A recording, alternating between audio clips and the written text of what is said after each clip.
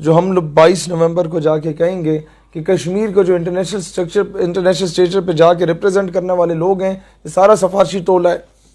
یہ M N as اور M P as کے بچے جب یہ آپ کے اسلام آباد کلب میں بیوروکریٹس کے بچے بیٹھتے ہیں ہر سنڈے کو جا کے، تو یہ ڈسکس کیا جاتا ہے کہ جناب اچھا تم سنگاپور ہو کے آئے ہو، اچھا میں چائنا کے وزٹ پہ گیا ہوا تھا سرکاری کھاتے میں، تو میں تو کہیں نہیں گیا. وہ جا کے ابا جی سفارش کرواتا ہے، وہ کہتا ہے جی کشمیر کا ڈیلیگیشن جا رہا ہے تو میں اس میں ان کرا دیتے ہیں. اب وہاں سے انڈیا کا بھی ڈیلیگیشن جاتا ہے، پاکستان کا بھی ڈیلیگیشن جاتا ہے، اور دونوں نے جا کے وہاں پر ثبوت کے ساتھ بتانا ہوتا ہے کہ کشمیر کس کا ہے اور کشمیر پہ ظلم ہو رہا ہے یا کیا ہو رہا ہے. جو انڈیا کا بندہ آتا ہے وہ تو کہتا ہے جناب according to the constitution of فلانا، آرٹیکل نمبر فلانا، شیک نمبر فلانا، کشمیر ہمارا، اور یہ جو پاکستان کا پاس کشمیر ہے یہ بھی ہمارا ہے. انڈیا تو اس طرح سے کلیم کر دیتا ہے، اور اس نے سینکڑوں وہ کیے ہوئے ہیں، تھیسس رپورٹس بنائی ہوئی ہیں، پی ایچ ڈی کیے ہوئے ہیں اس پہ. ہمارا جو جاتا ہے بندہ وہ الو کا پٹھا رات کو شراب و کباب کی محفل میں بیٹھا ہوا ہوتا ہے، وہ عورتوں کے ساتھ انجوائے کر رہا ہوتا ہے، وہ بارز میں بیٹھا ہوا ہوتا ہے، کیونکہ سفارشی ٹولہ ہوتا ہے نا. صبح جب جا کے اس نے کشمیر کا کیس لڑنا ہوتا ہے تو کہتے ہیں جی اتنے بڑا ظلم ہو رہا ہے. تو وہ کہتا ہے بھائی جان ظلم ہو رہا ہے یا نہیں ہو رہا ہمیں بتائیں، یا کشمیر ہے کس کا؟ جی ہوتے اڈا ہے، کوئی ثبوت نہیں کیڑی گل ہے جناب، اڈا ہے نا جی. مطلب آپ یہ بتائیں کہ جب آپ کے پاس کوئی فیکٹس اینڈ فگرز ہوں گے ہی نہیں، جب آپ کے پاس کوئی لاجیکل پوائنٹس ہوں گے ہی نہیں، آپ کس طریقے سے کشمیر کیس کو ڈیفینڈ کریں گے؟ یہ سفارشی ٹولہ. پھر اقوام متحدہ میں ایسے ڈھگے آپ نے بٹھائے ہوئے ہیں جو کسی اور ملک کی تصویر دکھا کے آپ کو کہتے ہیں دیکھیں کشمیر میں ہی ہو رہا ہے، اور انڈیا ایک مہینہ ہمارا مذاق اڑا رہا ہوتا ہے. ہم لوگ جیتی ہوئی جنگیں جا کے میز پہ ہار آتے ہیں. ہمارے وہاں بیچارے سپاہی شہادتیں دے رہے ہوتے ہیں، ہمارے وہاں سویلین بیچارے شہادتیں دے رہے ہوتے ہیں، اور ان کی شہادتوں کو ہم لوگ رائے گاں کر دیتے ہیں، کیونکہ ہمارے اوپر جو یہ تھرڈ کلاس پولیٹیشنز بیٹھے ہوئے ہیں وہ ان چیزوں کی لاج رکھ ہی نہیں سکتے. ان میں سے آدھوں کے بزنس انڈیا کے ساتھ چل رہے ہیں، کسی نہ کسی کا جو بزنس ہے اس کا تھرڈ پارٹنر اسرائیل میں بیٹھا ہوا ہے، کسی کے امریکہ میں بیٹھے ہوئے. دوسرا جو ہم لوگ ان سے یہ بات منوائیں گے ہر صورت میں، اور ان کا باپ بھی مانے گا، 19 گریڈ اینڈ ابو، 19 سے 22 گریڈ کا جو آفیسر ہوتا ہے اس کے بچوں کو پاکستان سے باہر تعلیم حاصل کرنے پہ پابندی عائد کی جائے. اور امریکہ میں تو بالکل بھی نہیں. آپ کا بچہ امریکہ میں پڑھ رہا ہے اور آپ ایک سینئر آفیسر ہیں، کیا آپ امریکہ کے خلاف کوئی پالیسی دے سکتے ہیں؟ وہ ذبح نہ کر دیں آپ کے بچے کو؟ وہ جو وہاں پر گل کھلا رہا ہے وہ وہاں کی لیکڈ ویڈیوز نہ آپ کی وائرل کروا دیں؟ نمبر 2، 19 اینڈ ابو گریڈ کا بندہ ریٹائرمنٹ کے بعد ملک سے باہر جا ہی نہیں سکتا. گھر بنانے کے لیے گھوم پھر کے آ جائے ٹھیک ہے، رہائش کے لیے رہنے کے لیے بالکل اجازت نہیں ہونی چاہیے. یہ لوگ یہاں پر جتنے ملک کے راز بیچتے ہیں، یہ لوگ جتنے یہاں پر فورن ایجنڈا پہ کام کر رہے ہوتے ہیں، ہمارے یہاں پر پاکستان میں بیٹھ کے ہوتا کیا ہے؟ ہوتا یہ ہے کہ ان کو یہ سیکیورٹی دی جاتی ہے کہ جناب تم یہاں جو کچھ کرو، ریٹائرمنٹ کے بعد تمہیں ہم باہر بلا لیں گے. اور یہ سارے الو کے پٹھے باہر دفاع ہوئے ہوئے ہوتے ہیں. کوئی دبئی میں بیٹھا ہوتا ہے، کوئی سوئٹزرلینڈ بیٹھا ہوتا ہے، کوئی امریکہ بیٹھا ہوتا ہے، کوئی برطانیہ میں بیٹھا ہوتا ہے، کوئی جرمنی میں بیٹھا ہوتا ہے. آپ سمجھ رہے ہیں ان ساری چیزوں کو؟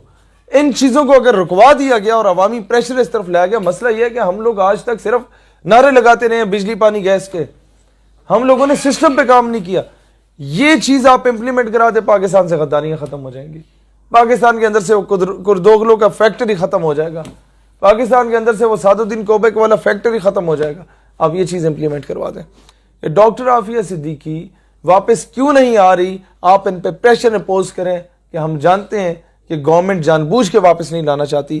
16 وزراء 21 میں سے عمران خان کے وہ ہیں جو مشرف کے ٹینور میں عمران خان کے ساتھ تھے. اس کا مطلب یہ ہے کہ جب ڈاکٹر عافیہ صدیقی واپس آئے گی تو اس نے منہ کھول لینا اور اس نے بتا دینا کہ فلاں فلاں بندہ ملوث تھا مجھے بیچنے میں، فلاں فلاں بندہ ملوث تھا میری مخبری کرنے میں، فلاں فلاں بندہ ملوث تھا میرا کیس کو ویک کرنے میں، فلاں فلاں بندہ ملوث تھا انگریزوں کے کتے نہلانے میں، فلاں فلاں بندہ حسین حقانی جیسے لوگ ملوث تھے جو عافیہ صدیقی کے کیس پہ کروڑوں ڈالر ان لوگوں نے لیے پاکستان کی گورنمنٹ سے، اور وہ ان کی جیب میں پڑے ہوئے عافیہ صدیقی پہ نہیں لگے. اور آپ کا فورن آفس ابھی جو ہے اس کا نمائندہ پریس کانفرنس کر کے کہتا ہے عافیہ صدیقی نہ تو پاکستان آنا چاہتی ہے اور نہ وہ آئے گی. اس سے بڑھ کے کیا ضلالت ہو سکتی ہے؟ ان لوگوں کو بندہ کیسے احساس دلائے کہ تمہاری بیٹی کو کوئی اٹھا کے لے جائے, اس کے ساتھ زیادتی کرے, اور تم مانگو تو آگے سے وہ یہ بولے نہ وہ آنا چاہتی ہے نہ وہ آئے گی. پھر یہ کہتے ہیں آپ اسٹیٹ کے اتنے معزز لوگوں کے بارے میں اس طرح کی بات کر رہے ہیں. تو کیا قوم کی بیٹی کے تقدس سے زیادہ امپورٹنٹ ہے اس الو کے پٹھے کا تقدس جو اس طرح کے بیانات دے رہا ہے؟ مسئلہ یہ ہے ہم لوگ قیمے والے نان یا بریانی کی پلیٹ سے آگے جا ہی نہیں سکے کبھی. ہم لوگوں نے گلی پکی کرانے یا نلکا لگوانے یا ٹیوب ویل لگوانے سے آگے کام ہی کبھی نہیں کیا. فورن آفس میں شراز بھی جب ہم لوگ گئے تو ساری چیزیں مانی گئی. جب فرانسیسی سفیر پہ 2-2.5 گھنٹے ڈیڈ لاک برقرار رہا تو ہمیں یہی نظر آیا کہ جی ہم بڑے غریب ہیں, ہمارے ساتھ کوئی نہیں کھڑا. بھئی آپ نے امت کو متحد کرنے کے لیے ان 2.5 سالوں میں کام کیا ہی کیا ہے؟ India being a Hindu state, it has good influence in Iran, it has good influence in Afghanistan. وہ افغانی اور ایرانیوں کا آپ کے خلاف استعمال کرنے کے لیے تیار ہے, ان کی گورنمنٹ کو, ناٹ پبلک ہمارے ساتھ. ہم being a Muslim state کیوں نہیں اپنا انفلوئنس بنا سکے؟ امریکہ being a Christian state, وہ کروسیڈرز, وہ صلیبی, وہ سعودیہ میں اپنا اثر و رسوخ بنانے میں کامیاب ہو گئے, وہ UAE کو اسرائیل کی حمایت کرنے میں کامیاب ہو گئے, وہ باقی اسلامی ممالک کو اپنے پوری گلف سٹیٹس, عرب کنٹریز کو اپنے حق میں کرنے میں کامیاب ہو گئے. ہم being a Muslim state, امت مسلمہ کی واحد نیوکلیئر پار, وہ اتنی ناکام ہو گئی ہے کہ ان کو اپنی طرف نہیں کر سکتی. اس پہ کیا پالیسی؟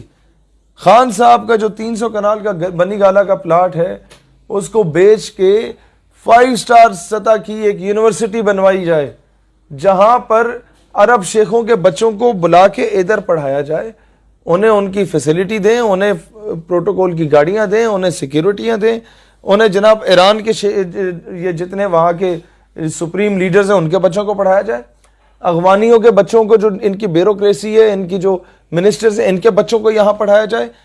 انڈیا یہی کام کر رہا ہے اور امریکہ یہ کام کر رہا ہے.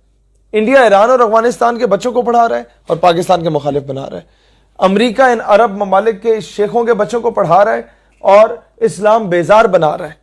ہم لوگ کیا ان کے بچوں کو بلا کے کسی بہانے پڑھا کے ان کے اندر وہ عشق مصطفیٰ کی شمع دوبارہ فروزہ نہیں کر سکتے؟ ہم کیا ان کے بچوں کو یہاں مفت میں اسکالرشپ پہ پڑھا کے کیا امت کی نمائندگی کے لیے وہ تڑپ, وہ عشق, وہ حریت کا جذبہ ان کے اندر نہیں انکلکیٹ کر سکتے؟ ہم کر سکتے ہیں, ہم کرنا نہیں چاہتے. نواز شریف کا بزنس انڈیا کے ساتھ ہے, وہ انڈیا کے خلاف کیوں بات کرے گا؟ عمران خان کے بچے باہر ہیں, وہ ان کے خلاف بات کیوں کرے گا؟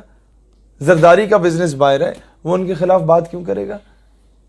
آپ سمجھ رہے ہیں ان چیزوں؟ فورن آفس امت مسلمہ کی نمائندگی کرتے ہوئے جس دن فرانس کا معاملہ بنا تھا اگلے دن ہی ڈیلے کی لوہا گرم تھا نا, جس طرح مولڈ کر دو وہ ہو جاتا. فورن فرانسیسی سفیر کو اگر حکومت بھیج دیتی, عمران خان کا گراف طیب اردگان سے اوپر ہوتا. لیکن ان لوگوں کو یہ شاید توفیق نہیں ہوئی, بزدل ہیں, بغیرت ہو چکے. یہ اگر یہ کام کر لیتے, امت کا ہر فرد, عرب کنٹریز کا جو عشق رکھنے والا نوجوان ہے نا یا ایک عام آدمی ہے, وہ اپنے سارے بینک اکاؤنٹ سے پیسہ نکال کے پاکستان بھیجنے کو تیار ہوتا کہ تمہارا اگر معاشی طور پہ کوئی لاس ہوا ہے تو ہم پورا کرنے کو تیار ہیں. لوگ ہیں اس طرح کے. کویت والوں نے نہیں سارا سامان پھینک دیا اپنی دکانوں سے نکال کے. کویت کے, قطر کے لوگ ٹھیک ٹھاک امیر ہیں, وہ آپ کو دینے کو تیار ہوتے. اور پھر ہر مسلمان اپنے حاکم وقت کا گریبان پکڑتا کہ یار جب پاکستان کر سکتا ہے تو تم کیوں نہیں کر رہے؟ پاکستان ایک غریب ملک ہوتے ہوئے کر سکتا ہے تو تم کیوں نہیں کر رہے؟ لیکن اس وقت یہ موقع تھا کہ ہم لوگ بہت کچھ کر سکتے تھے, لیکن ان بزدلوں کے شاید انہیں وہ توفیق نہیں تھی. اور اب یہ ہمارے سامنے رو رہے ہیں, ہمارا یہ نقصان ہو سکتا ہے, ہمارا وہ نقصان ہو سکتا ہے. بھئی اس سے بڑھ کے کیا نقصان ہے کہ حضور علیہ السلام کی شان میں توہین ہوئی ہے اور سرکاری سطح پہ ہوئی ہے. پہلے تو 1-2 بدبخت ٹائپ کے لوگ کرتے تھے, اب تو ایسے حرامزادے پیدا ہو گئے ہیں کہ سرکاری سطح پہ کر رہے ہیں. No one is there to stop them. اور آپ کا وزیر اعظم اتنا بزدل ہو چکا ہے کہ وہ بوسنیا کے ہیڈ آف سٹیٹس کو بلا کے یہاں پر پریس کانفرنس میں کہتا ہے کہ ہم دونوں جو ہیں مذمت کرتے ہیں جو مسلمانوں نے وہاں قتل کیا.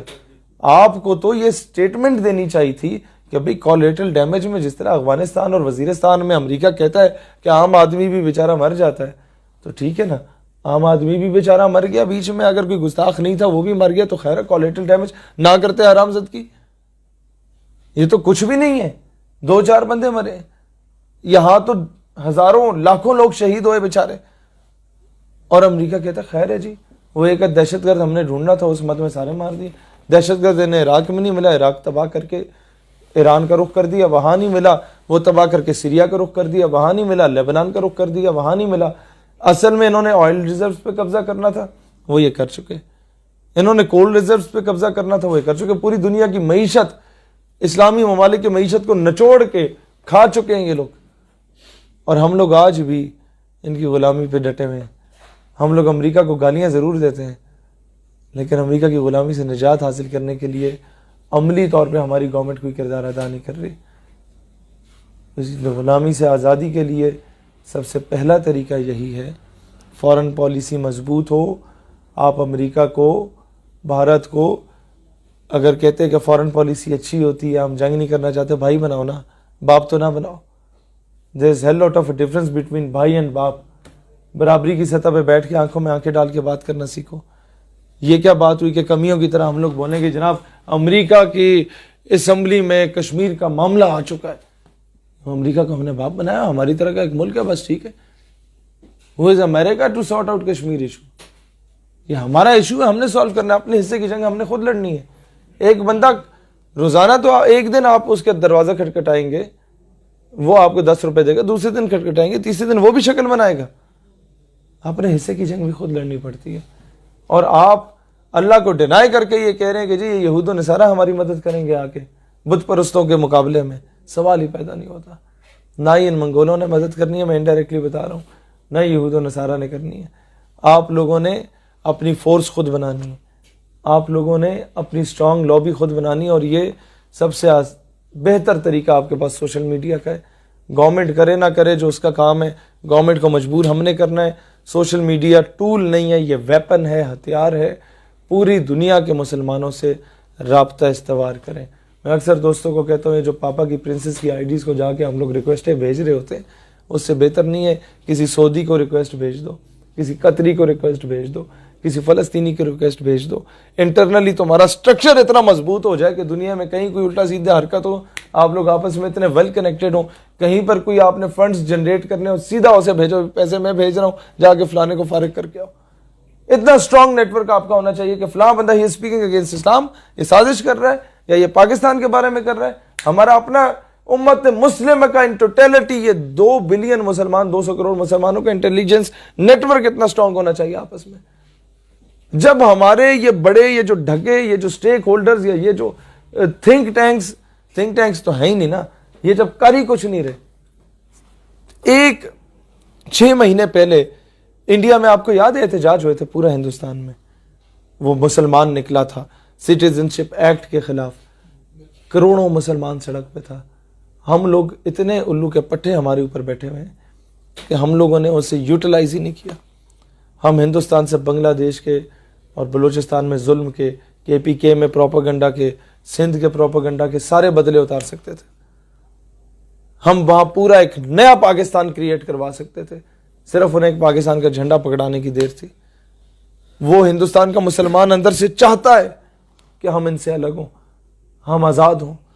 ہم لوگوں نے ان کو تھپکی نہیں دی، ہم لوگ آپس میں سیاست میں پڑے رہے. تو یہ لوگ جب کچھ نہیں کرتے تو اب یہ کردار ہمیں ادا کرنا چاہیے. یہ موقع ہم گوا بیٹھے ہیں، جو 70 سالوں میں ایک ہی مرتبہ ہمیں ملا تھا، وہ گوا بیٹھے. اگلی بار کوئی ایسا موقع ہو تو ہم نہ گوائیں. یہ ٹیکنیکلی اپنی قوم کی تربیت ہم لوگوں نے 22 نومبر لیاقت باغ جلسے سے شروع کرنی ہے انشاءاللہ تعالی.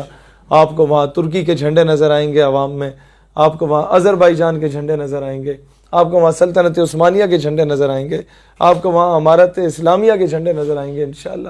آپ کو وہاں پر ایک امت کا درد رکھنے والا وہ جلسہ نظر آئے گا. ایک ایسا پاور شو ہوگا جس میں کوئی سیاسی ایجنڈا نہیں ہوگا، وہ پوری امت کی نمائندگی کر رہا ہوگا انشاءاللہ تعالی. اور ایک اور چیز جس پہ انڈین میڈیا روتا رہے گا پورا 1 مہینہ، وہ ہم خالصتان کے اس سکھ کو بلا کے خالصتان کا جھنڈا بھی اس سے لہرا دیں گے کہ ہم ہندوستان سے علیحدگی چاہتے ہیں. یہ پٹتا رہے گا کہ پاکستان ہمارے ساتھ کر کیا رہا ہے، اور پاکستان کی گورنمنٹ کہے گی یار ایسی تو نہیں ہے، پتہ نہیں عوام کی کر رہی ہے.